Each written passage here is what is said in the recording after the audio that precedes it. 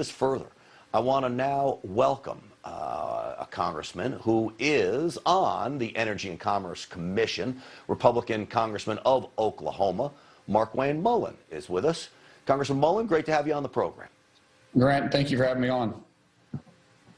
So this hearing today, I relate it to something you would see in China, maybe the Soviet Union. Am I wrong? Yes. No, you're absolutely right. Anytime you're trying to censor someone based on their political views and what they say that is opposite of what you believe politically, that is a communist socialist country, and that's a direct hit on our freedom of speech. And so you can't have it both ways. You can't say you're a constitutionalist and quote the Constitution and call it censoring because of supposedly misinformation, and at the same time you're disguising yourself as what you really are. You're a socialist that is trying to censor your opposition, so only your point of view would be heard. Yeah, it's chilling on the face of it, absolutely. I want to bring in now a fellow Texan, Congressman from North Texas, Congressman Michael Burgess, Republican. Dr. Burgess, great to have you back on the show. Hey, Grant, thanks for having me on. Appreciate it. It's good to have you. So, you know, this committee hearing, as Congressman Mullin and I were talking about, is absolutely chilling. This is about information, though, and there is power in information. What lengths do you think the left is going to go to stifle that flow of information back to the American people?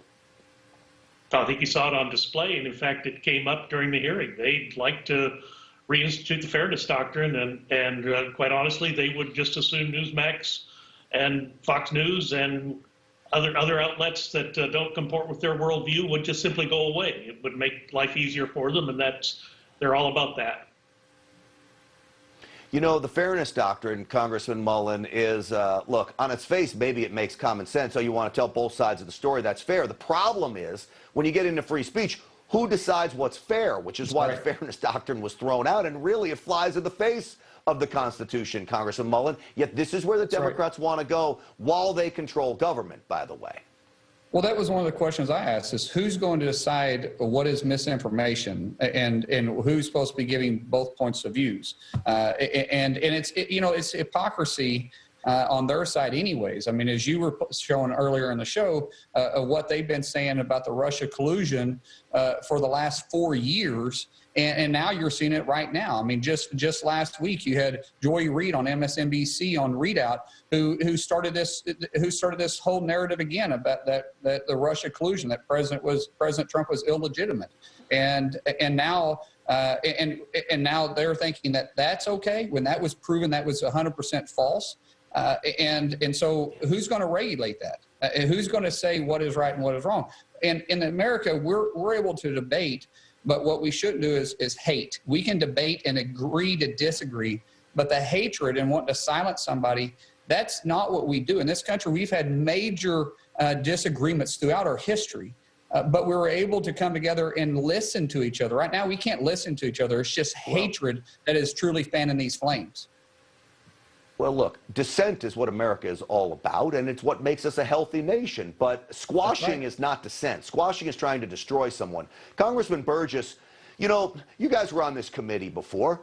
You never called hearings on MSNBC and CNN. I mean, I'm glad you didn't call hearings on them, but boy, I'm left here sitting. Maybe we should have. I don't know. What do you say? Who would have been called apostates, and the people would have said, you don't believe in the First Amendment? What is the matter with you?